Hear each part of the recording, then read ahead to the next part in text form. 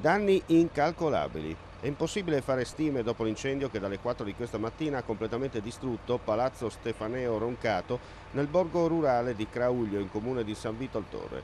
Opere d'arte come i quadri del Tiepolo e del Chiaruttini sono andati distrutti, divorati dalle fiamme.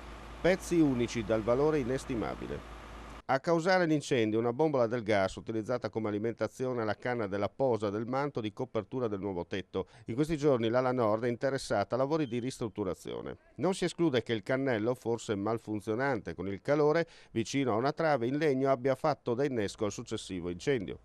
Alle 4 del mattino uno dei residenti della villa ha notato il divampare delle fiamme, allertando immediatamente i vigili del fuoco. Almeno 10 automezzi con il supporto di 2 autoscale sono giunte celermente da Udine, Gorizia e Cervignano. Al loro arrivo i vigili del fuoco hanno trovato però davanti a loro un ostacolo non previsto, purtroppo decisivo per evitare il peggio.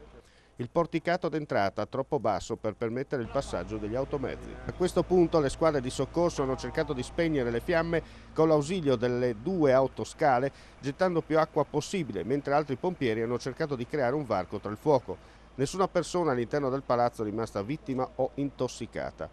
L'opera dei vigili del fuoco continuerà per almeno un paio di giorni. Come detto, i danni sono incalcolabili, vista la completa distruzione di opere d'arte di immenso valore artistico-culturale. Indagini di polizia giudiziaria da parte dei carabinieri della stazione di Aiello del Friuli, coadiuvati dai colleghi della compagnia di Palmanova.